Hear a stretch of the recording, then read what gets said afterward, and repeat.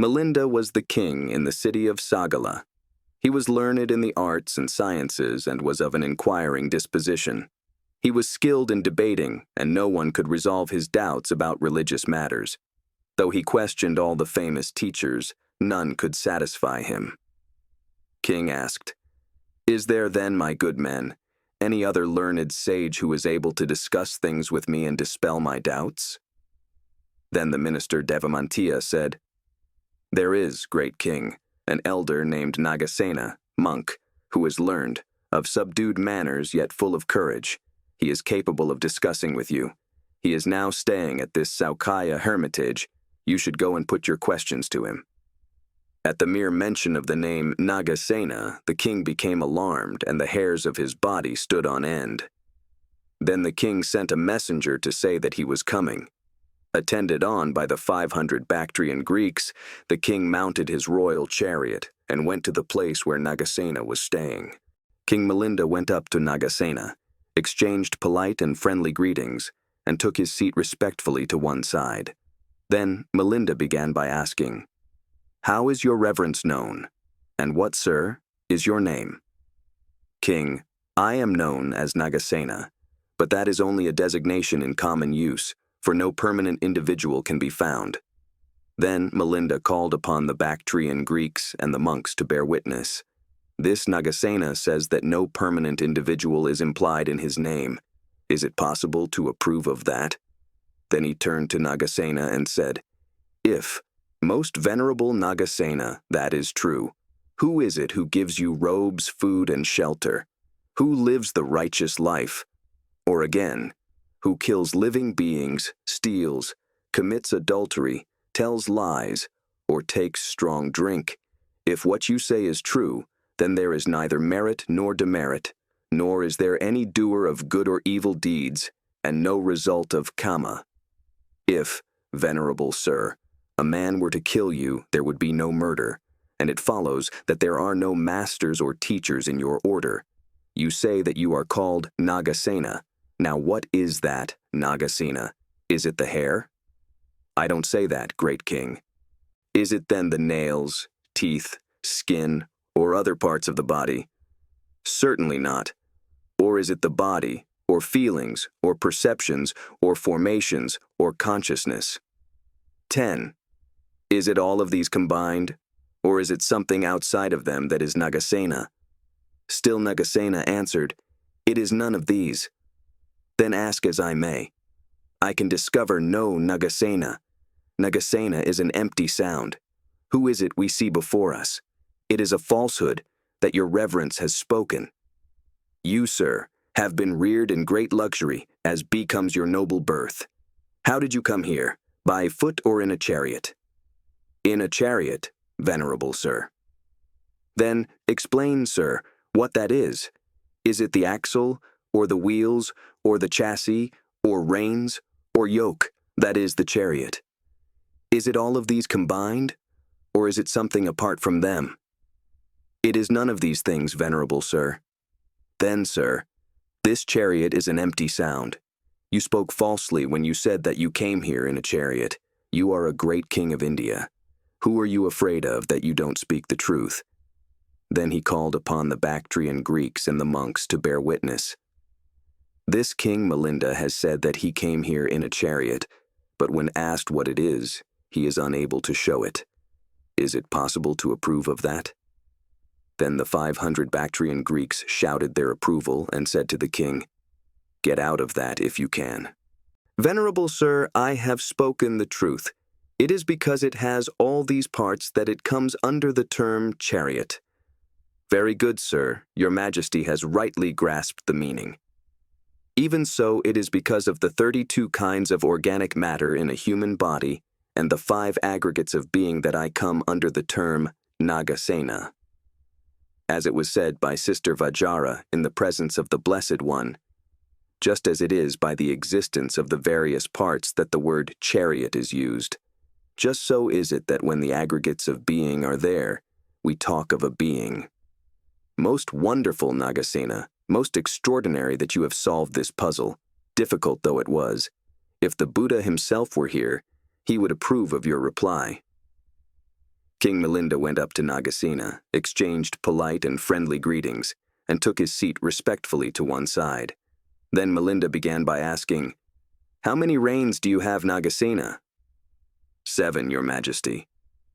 "How can you say it is your 7? Is it you who are 7 or the number that is 7? Then Nagasena said, "Your shadow is now on the ground. Are you the king, or is the shadow the king?" "I am the king, Nagasena, but the shadow comes into being because of me." "Just so, O king. The number of the years is 7. I am, not 7. But it is because of me that the number 7 comes into being, and it is mine in the same sense as the shadow is yours." "Most wonderful, Nagasena, and extraordinary. Well, has this puzzle been solved by you, difficult as it was?"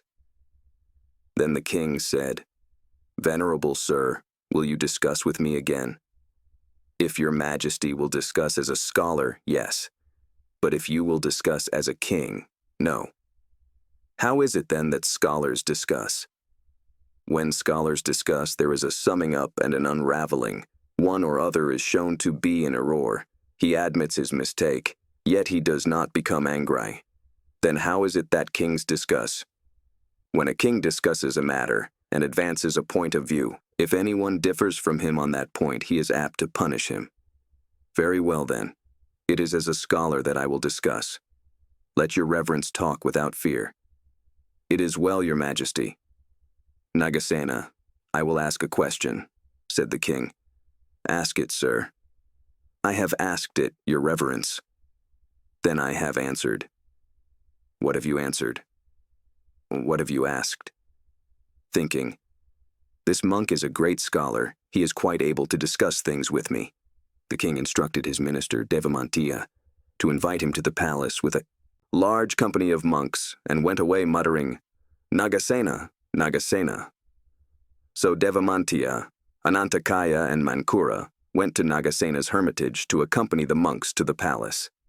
As they were walking along together, Anantakaya said to Nagasena, "When, Your Reverence, I say, Nagasena." "What is that, Nagasena?" "What do you think that Nagasena is?" "The soul, the inner breath, which comes and goes." "But if that breath, having gone out, should not return, would that man still be alive?" "Certainly not." "And when those trumpeters and the like have blown their trumpets, does their breath return to them?" "No, venerable sir, it doesn't." "Then why don't they die?" "I am not capable of arguing with you, sir. Pray tell me how it is." "There is no soul in the breath. These inhalations and exhalations are merely constituent powers of the bodily frame." Then the elder talked to him on the Abhidhamma, and Anantakaya was satisfied with his explanation. Then, after the monks had arrived at the palace and finished their meal, the king sat down on a low seat and asked, "What shall we discuss?" "Let our discussion be about the Dhamma." Then the king said, "What is the purpose, your reverence, of your going forth, and what is the final goal at which you aim?" "Our going forth is for the purpose that this suffering may be extinguished, and that no further suffering may arise. The complete extinction of grasping without remainder is our final goal." "Is it, venerable sir, for such noble reasons that everyone joins the order?" "No. Some enter to escape the tyranny of kings, some to be safe from robbers, some to escape from debt, and some perhaps to gain a livelihood. However, those who enter rightly do so for the complete extinction of grasping." The king said, "Is there anyone who is not reborn after death?" "Yes, there is. The one who has no defilements is not reborn after death. The one who has defilements is reborn." "Will you be reborn?" "If I die with attachment in my mind, yes. But if not, no." "Does one who escapes from rebirth do so by the power of reasoning?" "He escapes both by reasoning and by wisdom, confidence, virtue, mindfulness, energy, and concentration." "Is reasoning the same as wisdom?" "No. Animals have reasoning, but they do not have wisdom."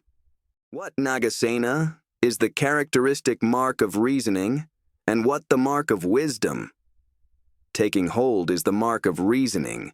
cutting off is the mark of wisdom. Give me an illustration. How do barley reapers reap the barley? They grasp the barley into a bunch with the left hand, and with a sickle in the right hand, they cut the barley. Just so, O king, the recluse takes hold of his mind with reasoning and cuts of the defilements with wisdom. What, Nagasena, is the characteristic mark of virtue? Supporting, O king, for it is the basis of all good qualities. The 5 controlling faculties, confidence, energy, mindfulness, concentration, and wisdom, and the 5 moral powers, the 7 factors of enlightenment, mindfulness, investigation, energy, joy, tranquility, concentration, and equanimity. The 8 factors of the noble path, right view, thought, speech, action, livelihood, effort, mindfulness, and concentration. The 4 foundations of mindfulness, mindfulness of the body, feelings, thoughts, and mind objects. The 4 right efforts, effort to prevent and remove unwholesome states and to develop and maintain wholesome states. The 4 bases of success, eagerness, energy, tenacity, wisdom. The 4 absorptions, 4 stages of one-pointedness, or jhana.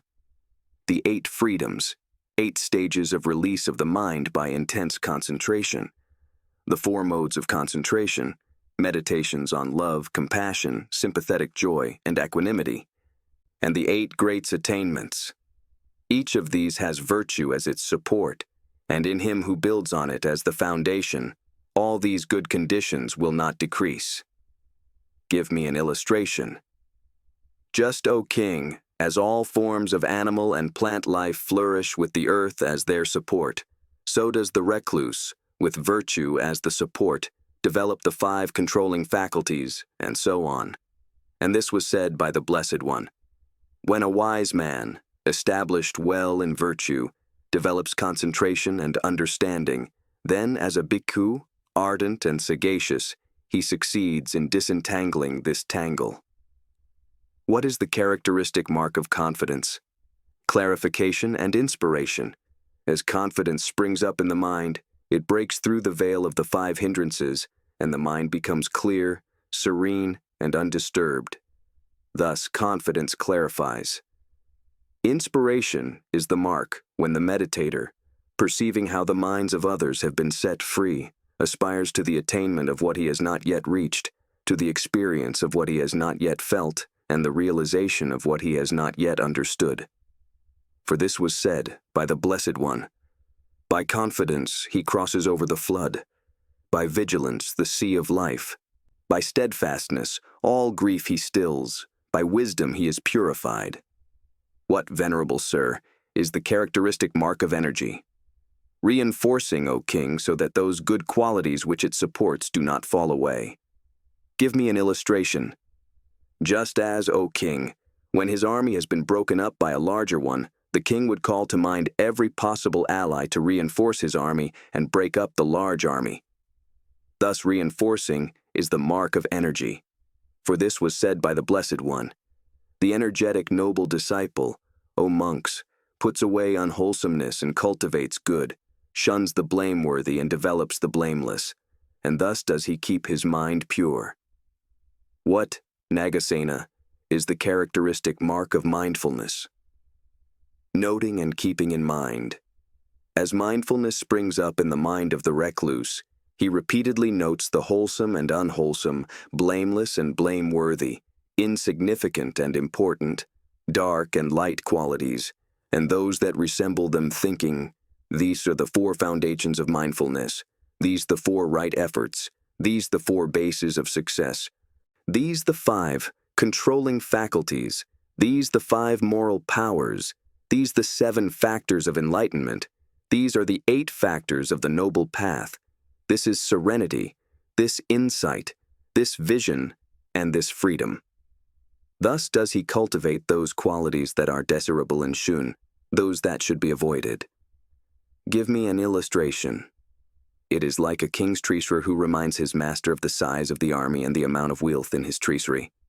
How is keeping in mind a mark of mindfulness?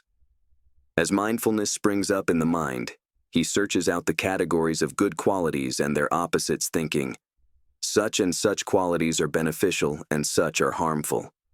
Thus does he make what is unwholesome in himself disappear and maintain what is good. Give me an illustration. It is like the prime minister of the king who advises him on the right course of action. And this was said by the Blessed One. Mindfulness, I declare, O monks, is helpful everywhere. What, Nagasena, is the characteristic mark of concentration? Leading, O king, for all good qualities have concentration as their chief. They incline to it, lead up towards it. Give me an illustration. As the rafters of a house incline and lead up to the ridgepole, and the ridgepole is the highest point of the roof, so too all good qualities incline and lead up to concentration. And this was said by the Blessed One. Monks, develop concentration. A monk who is concentrated sees things as they really are.